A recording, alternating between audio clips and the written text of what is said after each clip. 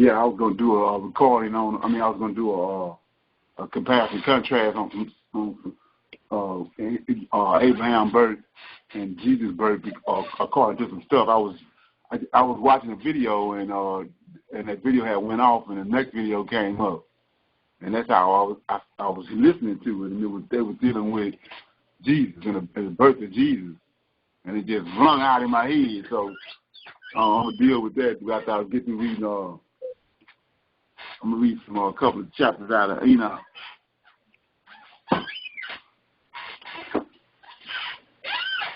Anybody got anything? While I'm looking for this, where we stopped at Enoch?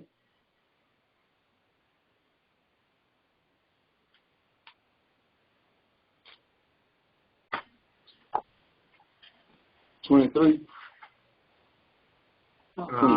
Hold on. 26.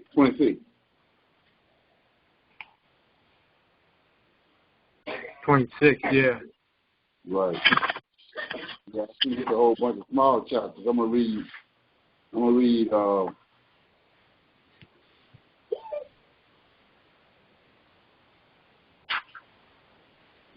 the way to 36 because all these chapters are small. So I'm starting at verse Enoch chapter 26, verse 1. It says, "And I went from thence to the middle of the earth, and I saw a blessed place in which there were trees with branches abiding and blooming of a dismembered tree. And there I saw a holy mountain, and underneath the mountain to the east there was a stream, and it flowed toward the south. And I saw toward the east another mountain higher than this, and between them a deep and narrow ravine. In it also ran a stream underneath the mountain, and to the west thereof there was another mountain, lower than the former, and of small elevation, and a ravine deep and dry between them. And another deep and dry ravine was at the extremities of the three mountains. And all the ravines were deep, ran narrow, being formed of hard rock, and trees were not planted upon them. And I marveled at the rocks, and I marveled at the ravine.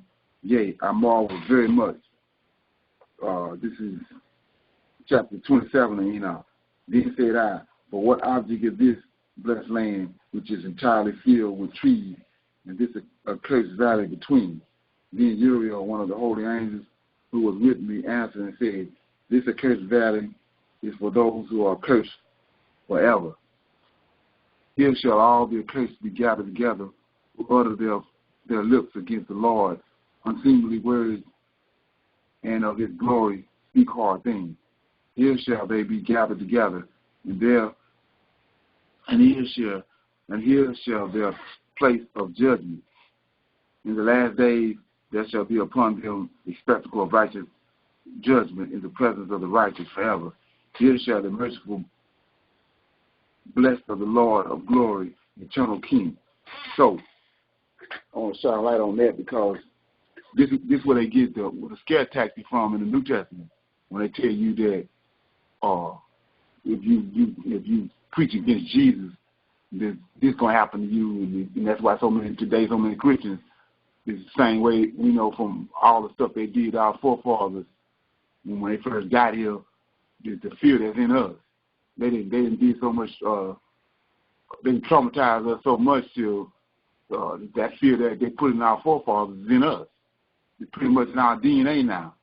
So they use that same fear tactic to scare you from not going against Jesus, and that's what a lot of what we're dealing with today. When you can, the Most High done prepare people to break this thing all the way down, and you break it down in front of their face, but they still don't want to get Jesus up. And so it comes from right here, Enoch chapter 27. It says, "Then said I, for what object is this blessed land, which is entirely filled with trees, and this accursed valley between?" So you see this accursed valley, and then angel Uriel tell him. Then said Uriel, one of the holy angels who was with me, answered and said, "This accursed valley is for those who are accursed forever." So why are they accursed? "Here shall all the accursed be gathered together, who utter with their lips against the Lord," not Jesus, against Michael. And we know what they done. in Tanakh. They didn't downgraded Michael's role. They didn't humiliate him, his role in the Bible. They didn't took him off. That's what Isaiah 83 talking about. So this is where they get the concept from right here. They just took it off of the Lord of hosts and put it on Jesus. I'm going to read 3 again. He says, here shall all their curses be gathered together who utter their lips against the Lord. This is the Lord of hosts. Unseemly words, and of his glory speak hard things. That's what they done. That's what the New Testament is. Verse 4. Here shall they be gathered together, and here shall their place of judgment. So they're going to get judged. But they got us thinking, if we talk against JC, we're going to get judged. But it's these people that concocted the New Testament and concocted all the things and denigrated David and denigrated Lord of hosts. And I'm going to show you in a minute at the end of this class how they denigrated Abraham. So anyway, so it says, verse 5, in the last days there shall be upon them a spectacle of righteous judgment in the presence of the righteous forever. Here shall the merciful bless of the Lord of glory, the eternal King. So let me put some clarity on that. If you go to Daniel chapter 12, right quick.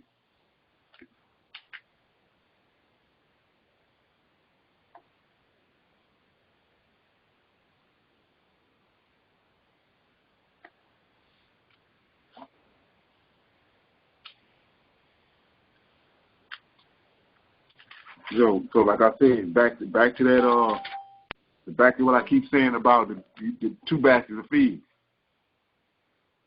It's 2 baskets of feed. Yeah, Jeremiah, what he saw was 2 baskets. You can't get 3, 4, 5 baskets on 2 baskets. So the one that's doing right, that's righteous, and the one that ain't righteous.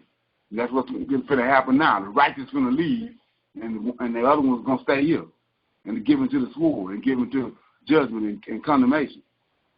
So I'm in Daniel chapter 12. You got it? Got it? Yes. And at that time shall Michael stand up, not Jesus, the great prince which standeth for the children of thy people, and there shall be a time of trouble, such as was never since there was a nation, even at that same time. And at that time thy people shall be delivered. We're witnessing that right now. Everyone that shall be found written in the book. And look at this. And many of them that sleep in the dust of the earth. Ezekiel 37. And many of them that sleep in the dust of the earth shall awake. Some the everlasting life, and some the everlasting contempt. 2 baskets of feed. See that? That's what I just read. So go back to Enoch. Go back to Enoch. Chapter 27, verse 5. In the last days, is where we are right now, there shall be upon them, the ones that denigrated the Lord of hosts, them a spectacle of righteous judgment in the presence of the righteous forever. What righteous? The one, he says, righteous going to wake up, and the unrighteous going to wake up. So, in the presence of the righteous forever, here shall the merciful bless of the glory of the Lord, the eternal King. In those days of judgment over the former, they shall bless him for the mercy in accordance with which he was assigned their lot. Then I bless the Lord of glory and set forth his glory and praise them gloriously. And thence I went toward the east into the midst of the mountain range of the desert, and I saw a wilderness, and it was solitary, full of trees and plants. And water gushed forth from above, rushing like a copious water course which flowed toward the northwest. It caused clouds and dew to ascend on every side. And thence I went, Enoch chapter 29. It's only 2 chapters, 2 verses to this. And thence I went to another place in the desert and approached the east of this mountain range, and there I saw aromatic trees exhaling a fragrance of frankincense and myrrh, and the trees also were similar to the almond tree. Chapter 30. And beyond these I went afar to the east, and I saw another place, a valley full of water, and therein there was a tree. The color of the tree, of the fragrant tree, such as a mastic, And on the sides of those valleys I saw fragrant cinnamon. And beyond these I proceeded to the east. Enoch chapter 31. And I saw another mountain, and I saw other mountains, and among them were groves of trees, and there flowed forth from them nectar, which is named Sarah and Galiban. And beyond these mountains I saw another mountain to the east of the ends of the earth, whereon were a lower trees, and all the trees were full of fat, being like an almond tree, and when one burneth it, it smelleth sweeter than any fragrant odor. Enoch chapter 32. And after these fragrant odors, as I looked forward to the north over the mountains, I saw 7 mountains full of choice nard and fragrant trees and cinnamon and pepper. And thence I went over the summit of all these mountains far toward the east of the earth, and passed above the Arian sea, and went far from it, and passed over the angel of Zotel, and I came to the garden of righteousness. And from afar off I saw trees more numerous than these trees, and 2 great trees there, very great, beautiful, and glorious, and magnificent, and the tree of knowledge, whose holy fruit they eat, and no wisdom, and no great wisdom. That tree is in the height like the fir, and its leaves are like those of a carob tree, and its fruit is like the clusters of the vine, very beautiful, and the fragrance of the tree penetrates afar. Then I said, how beautiful is the tree, and how attractive is its look. Then Raphael, the holy angel who was with me, answered me and said, this is the tree of wisdom, of which thy father, old in years, and thy aged mother, who were before thee, have eaten. And they learned wisdom, and their eyes were opened, and they knew that they were naked, and they were driven out of the garden. Enoch chapter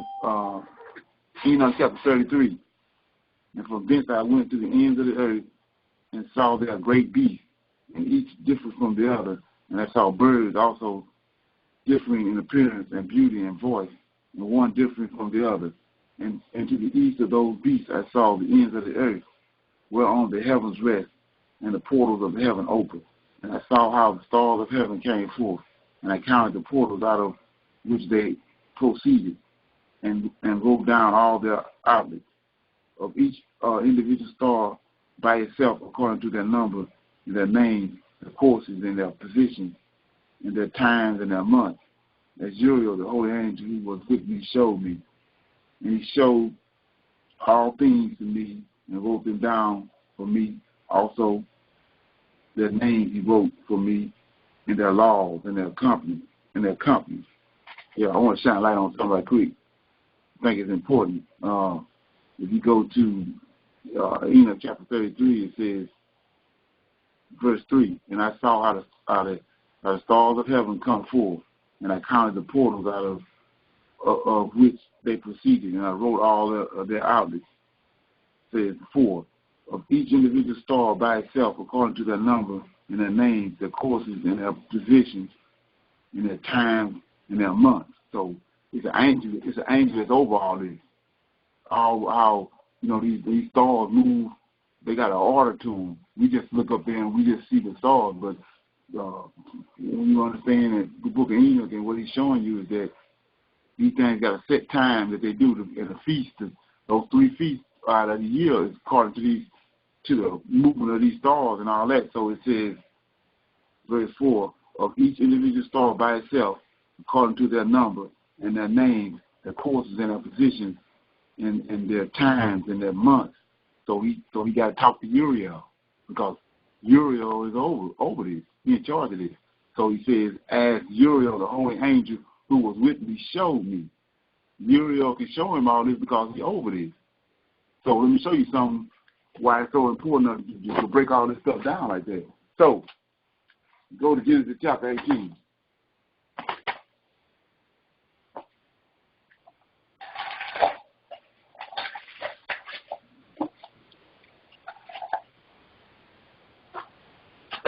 You got Genesis 18? Yep, got it. Okay, so it says right here, Genesis 18, and the Lord appeared unto me, and appeared unto him in the plains of Mamre, and he sat in the tent door in the heat of the day. And he lifted up his eyes and looked, and lo, 3 men stood by him. And when he saw them, he ran to meet them from the tent door and bowed himself toward the ground. So these three men we found out was angels.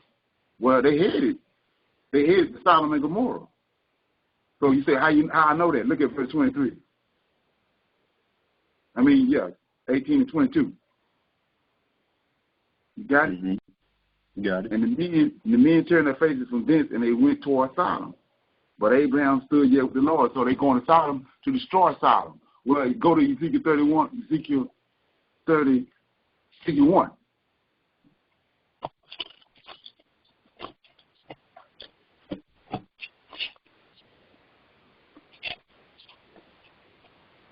Let me find it. Can't get it. Yeah. You got it? You said 51? You said 51 or 31? Ezekiel chapter 1. Oh, chapter. Okay.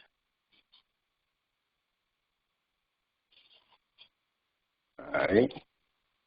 So it's 4 angels told the Most High throne, right? Right.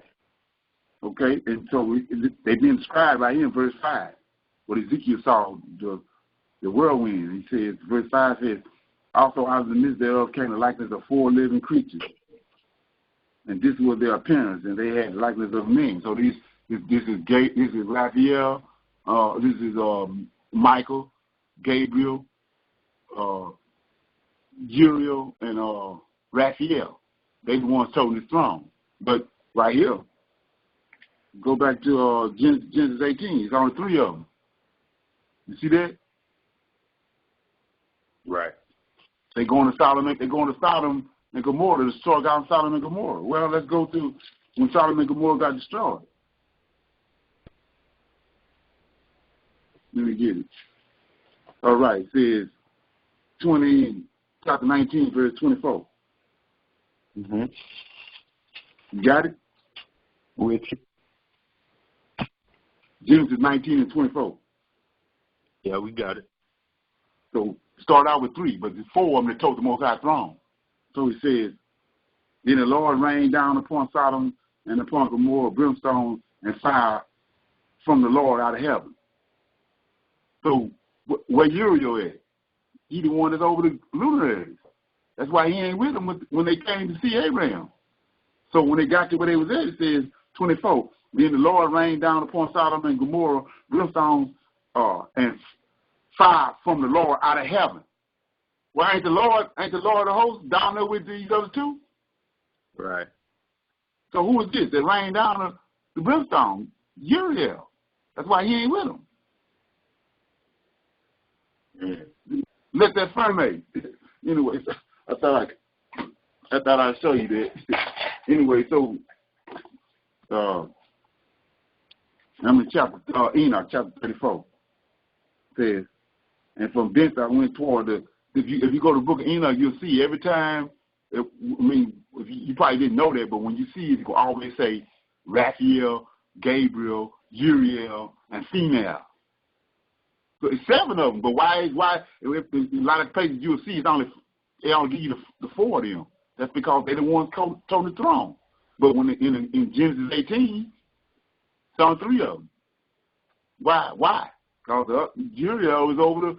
They on a mission to shut down Sodom and Gomorrah, and in order to rain down the fire and brimstone, the angel that's over the luminaries got to do it. So he stayed up there, and so when the other 3 got to where they was at, then Michael commanded him to cast down brimstone to stone Sodom and Gomorrah. Okay, chapter 34, verse 1. And from thence I went toward the north to the ends of the earth, and there I saw a great and glorious device at the ends of the whole earth. And here I saw 3 portals of heaven open in the heaven. To each of them proceeded north winds. When they blew, there was cold, hail, frost, snow, dew, and rain. And out of one of the portals they blow for good. But when they blew through the other 2 portals, it is with violence.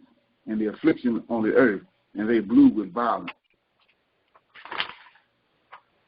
Chapter 35 of Enoch.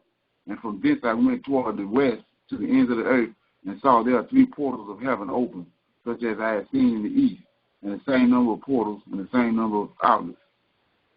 Enoch chapter 36. And from thence I went to the south to the ends of the earth, and saw there 3 open portals of the heaven.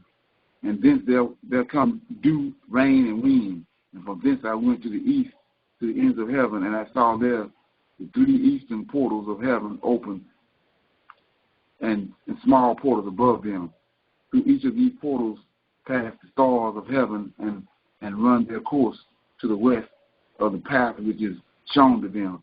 And as often as I saw, I blessed always the Lord of glory, and I continue to bless the Lord of glory, who has wrought great and glorious wonders, to show the greatness of his work to the angels and to the spirits and to men, that they might praise his work in all his creation, that they might see the work of his might and to praise the great work of his hands and bless him forever. So I'm gonna stop right there and pick up next time with chapter 37.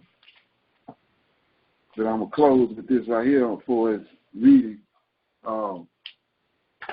You often wonder why the Most High keeps saying in Isaiah 43, he keeps proclaiming who he is, and he keeps saying it over and over again. Well, this is the reason why right here. In verse, and the angels understood this, and our forefathers understood this. It's in Enoch 36 and 3. It says, through each of these small portals pass the stars of heaven, and run their course to the west on the path which is shown to them. And as often as I saw, I blessed always the Lord of glory. So he blessing the Lord of glory because he the one that set all this up, and it's amazing to him. And I continue to bless the Lord of glory, who has wrought great and glorious wonders. This is what I mean by the Egyptian. He ain't see this, but our forefathers, Enoch and all them, and Adam and them, they saw all this.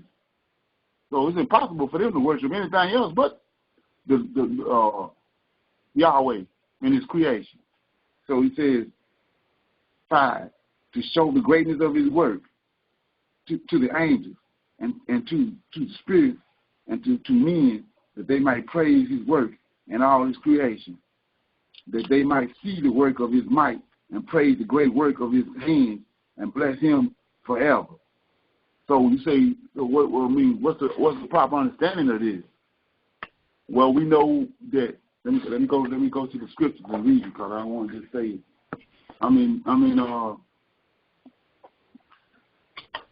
Isaiah.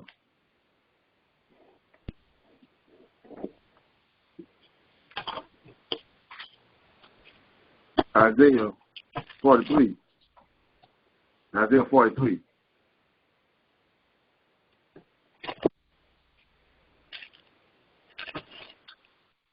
Got it? You got it? Okay, it says right here in 43 and 10, it says, ye are my witnesses. So who are the witnesses? Let me read to you. In Enoch 36, it says, to show the greatness of his work to the angels and to the spirits and to men, that they may praise his works and his creation. So he says right here, ye are my witnesses, said the Lord, and my servant whom I have chosen, that ye may know and believe me, understand that I am he. Who is he? Him that Enoch just told you about, that did all this. It says, I am he. Before me there was no God formed, neither shall there be after me. Even I am the Lord, and besides me there is no Savior. So my point is, the Most High was Most High, then he formed this angel Michael. So he had to do all, between him and the Lord, they had to do all this right here. They did all this. But they didn't throw us off with JC. Then, you got the other angels. And so when by the time the other angels and all them came on the scene, they had to understand who was who. And they had to understand who the order of things. And like I said, it's just me saying it. Everybody know that the earth got a tilt in it. The earth got a slight wobble in it. And I believe that they didn't understand what he was capable of. Like I said, he's an angel. But the Most High, his name says he was like Yahweh. But they didn't, a lot of those wicked angels, they didn't want to deal with that. They didn't want to. They couldn't understand it. They didn't want, how can he be an angel and he be like the Most High? So he showed them his power. Mm. So now everybody knows what his power is, and that's when he showed it to them when the earth got its tilt. It's just like Negroes and everybody else. It's a certain person in charge. You don't want to deal with that. So he had to show them. Mm-hmm. They didn't believe what he was capable of. So he showed them. Just like I said, at one time, those other planets were just like this planet. So we shut all them planets down. He never did go back to them. We pick up in Genesis chapter 1 where they came back to Earth. Mm-hmm. But all the other planets was in functioning before that. They just he came back to the Earth and shined a light on the Earth. We know right now, people can't even get to Venus and Mars, all them planets, because they got toxic gas around them. So they was at one time, the whole solar system was operating. Because they associate Lucifer, Samuel, with Saturn. So they had access to all them planets, but he showed them what time it was, what he was capable of, the power that the Most High gave him. Yeah. So, yeah. Okay. So that's going to end my reading out of Enoch. Anybody got any questions or comments? I was going to say, so that's what the Transformers is talking about. Yeah, right. They just put a twist on it and try to make, put it in movie form and make it look like, it's something that came out of some man's imagination, but all they doing is just did it with our books and put a sci-fi twist on it. Yeah. Hmm. Yeah, that makes sense. Somebody, can you hear me? Yeah. Yeah, some come up on my phone and says, scam likely. What's up with that? It says what? Scam likely. Incoming. Scam likely. I don't know what that is, man. Can you hear me? Yeah. All right. So what I'm gonna deal with right now is we talked about how in chapter Jasher chapter 8 how Abraham was the one that the star in the sky was verified his birth, and they took that story, and when they concocted JC at the Council of Nicaea, and then they took that story and put it on JC to blow him up. Everybody familiar with that?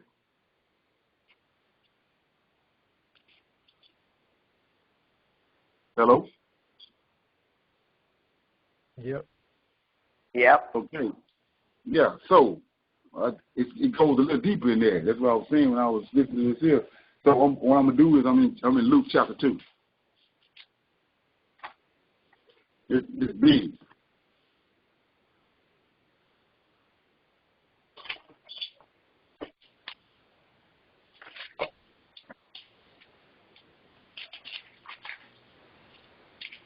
You got it? Yeah. Luke chapter 1. 2. 2. You got it? Mm-hmm. Yep. So the story about this star shining in the sky and somebody's birth it was Abraham. It was prophesied that Abraham was going to be born, and so JC is a culprit. They brought him in just like Esau that stole our land. Well, the story was they used the story stolen from Abraham, like put it on JC. So when I'm reading this, you got to read in the context of where it came from. So it says, chapter 2. And it came to pass in those days that there went out a decree from Caesar Augustus that all the world should be taxed. And this taxing was first made when Cyrenius was governor of Syria, and all went to be taxed, everyone into his own city. And Joseph also went up from Galilee out of the city of Nazareth into Judea, into the city of David, which is called Bethlehem, because he was of the house of the lineage of David. See, that was added. So they making sure he's out of the house, out of David's lineage. They sticking him in David's lineage. 5, to tax with Mary, his spouse's wife, being greatly child. And so it was that while they were there, the days were accomplished that she should be delivered. And she brought forth her firstborn son and wrapped him in swaddling clothes and laid him in a manger because there was no room for them in the inn. So let's look at verse 7. It says, and she brought forth her firstborn son. So who the child for?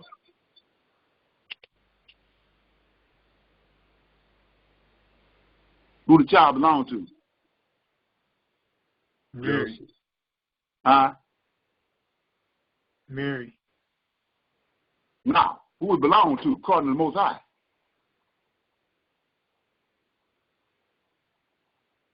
No, it's supposed to be his son. It's Joseph's son. It's Joseph's seed. Okay, right. She'll help me. So we already see the wicked scribe at work right here. So this is where I'm talking about the puffing up of how they brought the woman in. And he said everybody off their court. He said 7, and she brought forth her first. There ain't none of her firstborn son. She'll help me. She ain't got nothing to do with it. That's Joseph's son. Just like he told us that Adam had Seth. Seth ain't Eve's son. Seth is Adam's son. He's in the likeness of Adam. Anyway, 8. And there were in the same country. Now look at this. Now remember what happened with Abraham. The story comes from Abraham.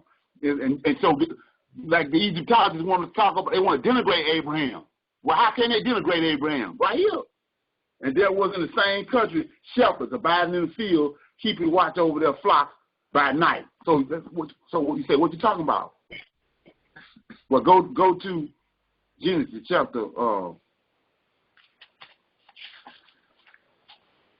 We're gonna see who the story really belonged to. So I'm in chapter 4, verse 8. Mm-hmm.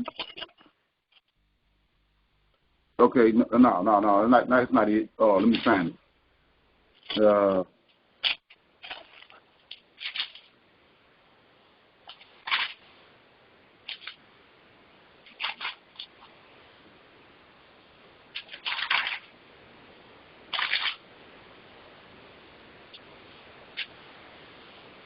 Yeah, chapter 4, verse 1.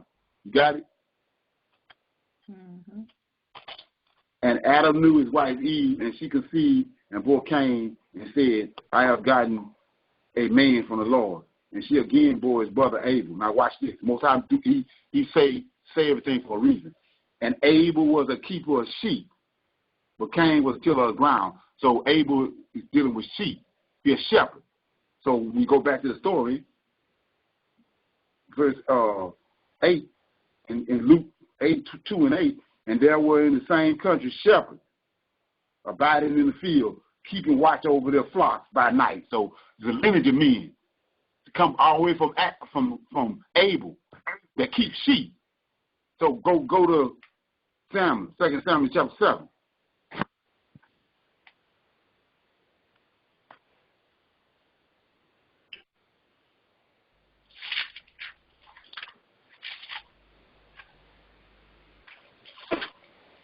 You got it?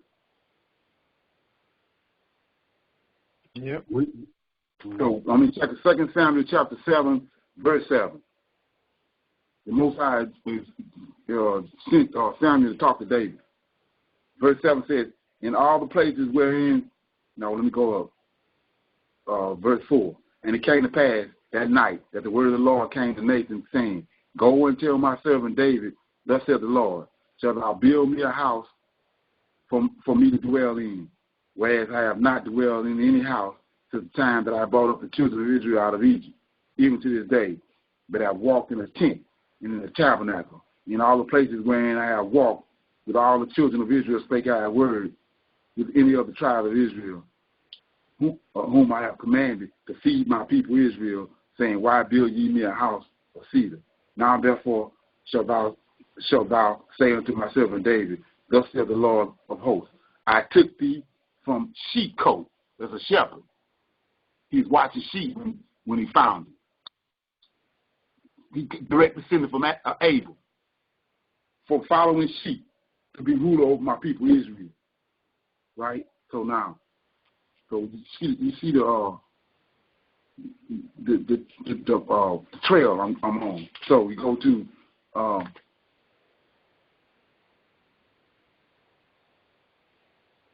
let me find right quick. 1 Samuel 16.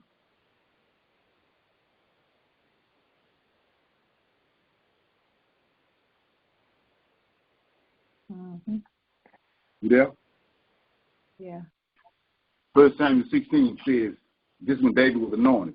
And the Lord said unto Samuel, how long wilt thou mourn for Saul, seeing I have rejected him from reigning over Israel? Find thine horn with oil, and go. I will send thee to the Jesse, the Bethlehemite, for I have provided me a king among his sons. So Jesse's father is from Bethlehem. So go back to the lie they just told you about Joseph being in Bethlehem. So Jesse is from Bethlehem. Verse 2, and Samuel said, how can I go? If Saul hear it, he will kill me. And the Lord said, take a heifer with thee and say, I am come to sacrifice to the Lord. And call Jesse to the sacrifice, and I will show thee what thou shalt do. And thou shalt anoint unto me him whom I name unto thee. And Samuel did that which the Lord spake, and came to Bethlehem. And the elders of the town trembled at his coming, and said, comest thou peaceably? And he said, peaceably, I am come to sacrifice unto the Lord. Sanctify yourselves, and come with me to the sacrifice. And he sanctified Jesse and his sons, and called them to the sacrifice. And it came to pass, when they were come, that he looked on Eliab, and said, surely the Lord anointed is before him. But the Lord said unto Samuel, look not on his countenance, on his height, or his stature, because I have fewed him. For the Lord seeth not as man seeth, for man looketh on the outward appearance, but the Lord looketh on the heart. Then Jesse called Abinadab, and made him pass before Samuel, and he said, neither hath the Lord chosen this. Jesse made Shimeah to pass by, and he said, neither hath the Lord chosen this. And again Jesse made 7 of his sons to pass before Samuel. And Samuel said unto Jesse, the Lord has not chosen these. And Samuel said unto Jesse, and here are thy children. And he said, there remaineth yet the youngest.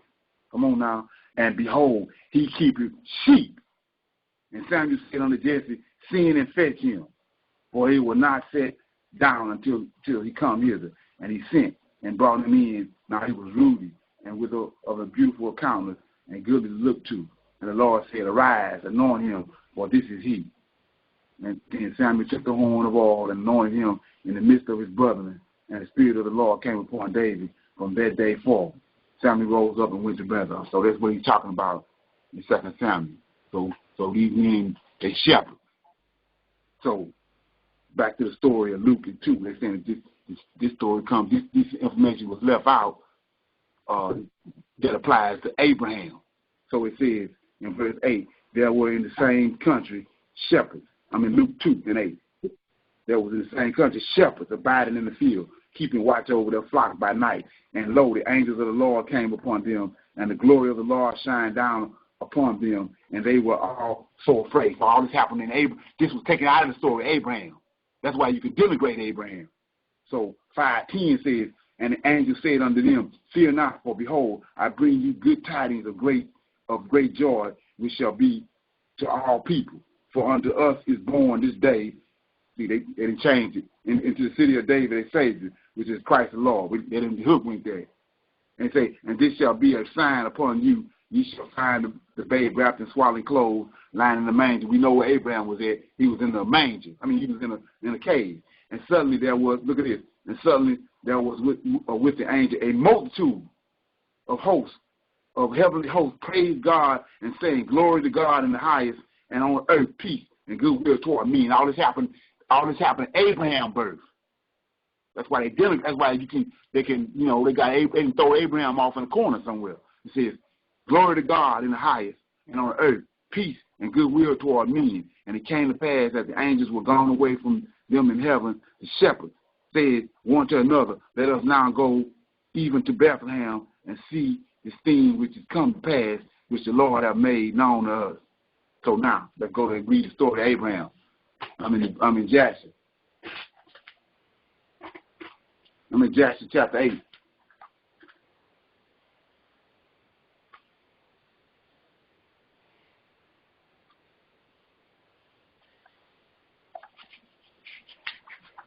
So the men said, let us go and see. Let's go see what's up with this star. We know the star came over Abraham. So I'm in chapter 8 of Jasher. You got it? Mm-hmm. And it was in the night that Abraham was born, and that all the servants of Terah and all the wise men of Nimrod and his conjurers came and ate and drank in the house of Terah, and they rejoiced with him on that night. So let's look at it. And it was in the night that Abraham was born that all the servants of Terah. What Terah is? What was Abel? Was Abel a shepherd? Right. Is Terah, what Terah is? Is it hard to figure out what Terah is? What his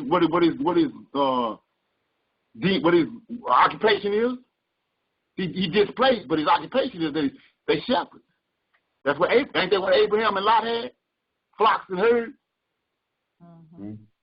Yep. So we see Abel had flocks and herds. He was keeping sheep. David was keeping sheep, and Shem and Noah, they had flocks and herds. So we skip over Terah. Terah ain't got no Terah. Ain't no shepherd. He a shepherd too. So it says, and all the wise men of Nimrod and his conjurers came and ate it and drank in the house of Terah, and they rejoiced with him all that night. And when all the wise men and conjurers went out from the house of Terah, they lifted up their eyes toward heaven that night to look at the stars, and they saw, and behold, one very large star came from the east, ran into heaven, and it swallowed up the four stars from the four sides of heaven. And all the wise men and the kings and the conjurers were astonished at the sight. And the sages understood this matter, and they knew its import. And they said each to the other, this only betokens the child that has been born to Terah this night, who will grow up and be fruitful and multiply and possess all the earth, he and his children forever. And his seed will slay the great kings and inherit the land. So you see that? So let me ask you a question. With the angels with the heaven, the angel tell us it's a kingdom above the kingdom. They control everything. So if the Most High sent down a man from heaven, and he's born, and it's Abraham, is the angels going to show up right here, or are they going to show up with Jesus?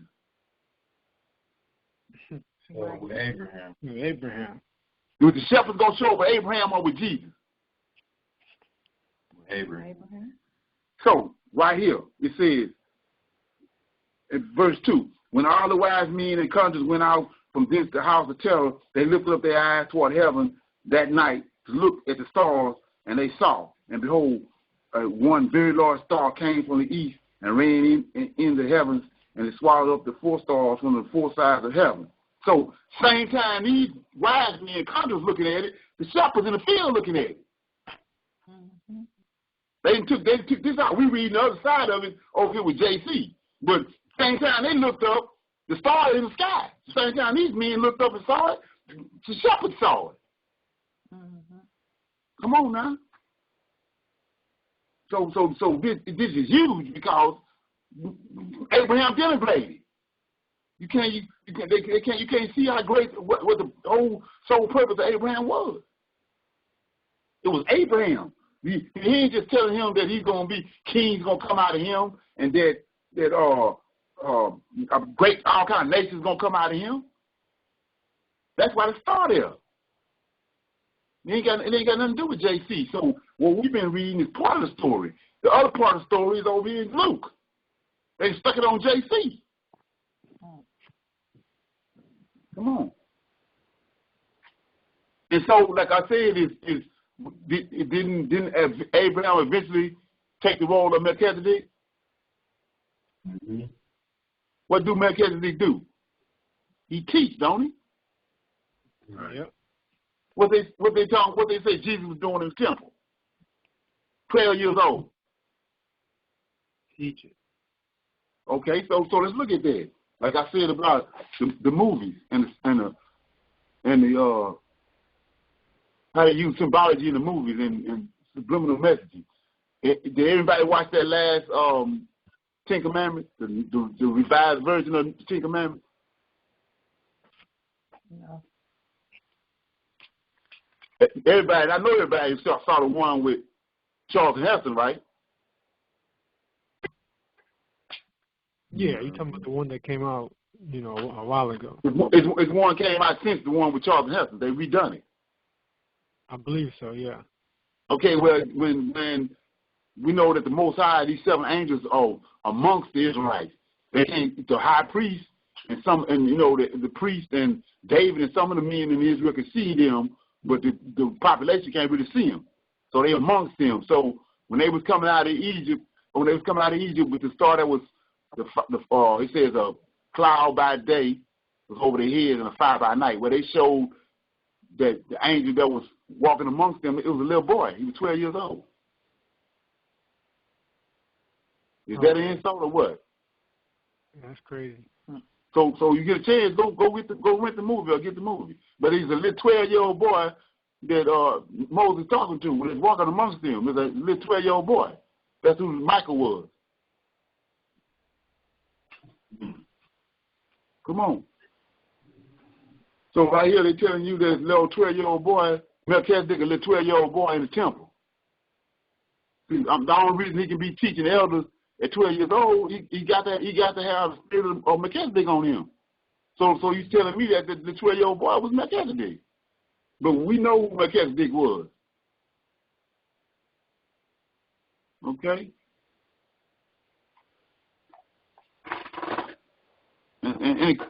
Any questions on that? Yeah, I saw somebody was reading that on YouTube, and I said, "Wow, this is crazy, man! This the other side of this the other part of the story of Abraham when Abraham was born and the significance of it. So all that happened, and then right after that is when Isaac came, and Isaac had Jacob in his womb. Then the same angel came and wrestled with Abraham, wrestled with Jacob. So Jacob was the result of Abraham being born.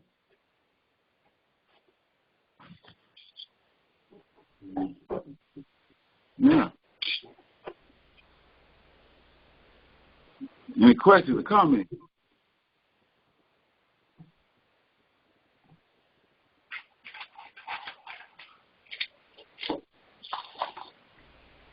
Anybody got any questions or comments?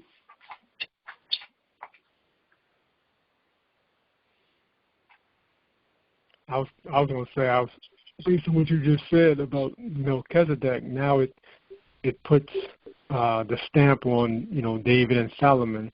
Like when they say Solomon was the wisest man that ever lived, and everybody came to hear him speak. Well, that's Melchizedek.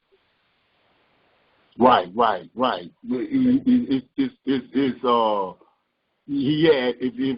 it ain't Melchizedek, he came in contact with him some kind of way for the wisdom that he had. Right. Yeah. So and like I was saying, it's no different than that. Then if Abel kept sheep, come on, you got to deal with that. If Abel, the very first son that Adam had, he was a keeper of sheep. So you got to deal with that, and then you come to find out, you come all the way down. That's what they do. And so the Egyptians ridiculed them because they kept sheep. They asked them what was their occupation, and when they said they were sheep, they were shepherds. They thought that was abominable. But when the Egyptians and the Israelites looking at them, thinking what they doing is abominable, you know. So you have to look at that because it's why they keeping sheep. Well, ain't it ram among the sheep? Mm. Yep. What you do with the ram? Sacrifice. Yeah, you got to have the ram for the sacrifice, but they tell you in Christianity that that was done away with. There was no, you know, Jesus was a schoolmaster. I mean, you know, the Old Testament, the law was a schoolmaster to Jesus. So what's the purpose of all these rams? If he was just a schoolmaster, if there was the rams was there for them to atone for their sins. So after Jesus came and they no longer needed no rams, then why we still got rams? It seems like to me to done away with the rams. If you don't need them no more. So the sole purpose, we read the story the other day when Abraham was on the mountain to make the sacrifice, he said the Most High had the ram that was brought forth and created in the beginning for a sacrifice. And Satan tried to detour the ram so Abraham wouldn't see it. But Abraham saw it. And he went and got it and took it out of the thicket and brought it and sacrificed it instead of Isaac. So we tell us right there the purpose of the ram, why he created the ram.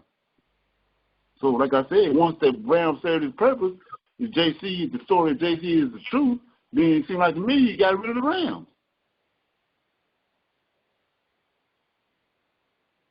Okay? So you say, what you saying? Isaiah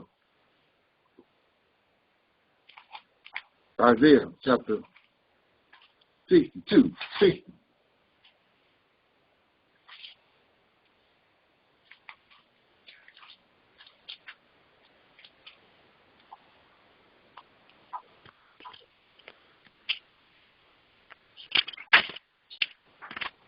Yeah, let me see. Chapter 6. You got it? Mm-hmm. So this is a commandment from the Most High that it haven't came to pass yet. He says, arise. We've been cast off. We've been over here for 400 years. We see now we rising up. It says, arise and shine, for thy light is come, and the glory of the Lord is risen upon thee. For behold, darkness shall cover the earth, gross darkness the people. But the Lord shall arise upon thee, and his glory shall be seen upon thee. And the Gentiles shall come to thy light, and the kings to the brightness of thy rising. Lift up thine eyes round about and see. All they that gather themselves together, they come to thee. Thy sons shall come from afar, and thy daughters shall be nursed by thy side. You see that manifested right now. Then thou shalt see and flow together, and thy heart shall fear and be enlarged, because the abundance of the sea shall be converted unto thee, and the forces of the Gentiles shall come unto thee. Look at this. The multitude of camels shall cover thee. The drummery of Midian and Ephraim, all they from Sheba shall come. They shall bring gold and incense. They shall show forth the praises of the Lord. And the flocks, this was Abel, Daniel, David, all of them. The flocks of Kedar shall be gathered together unto thee.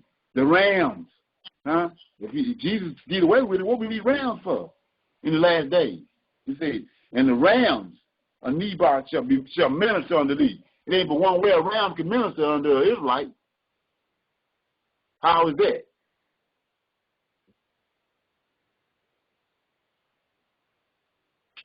Sacrifices. Right. You got it on the altar. That's the only way a ram can minister unto an Israelite. He says, minister unto thee. They shall come up with acceptance. See this? I ain't got to say it. It says it itself. They shall come up. The ram. They shall come up with acceptance on the altar. The ram and the altar go together. And the Israelite. and I will glorify the house of my glory. Who are these that fly as clouds as the dove to their window? So like I was saying before, we know that the story of Abraham that Jesus got, at latter end of the story goes with Abraham's story. It was taken from the story of Abraham.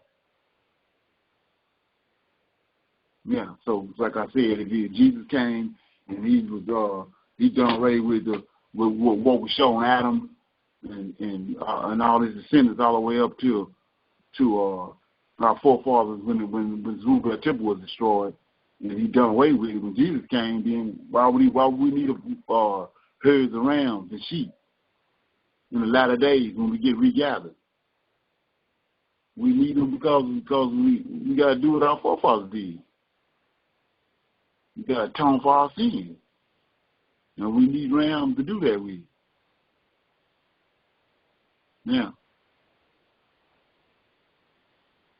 anybody got any comments on that? A question?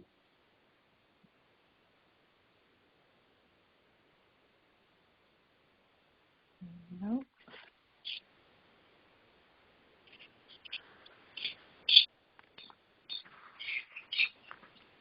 Yeah, let me turn this recording off.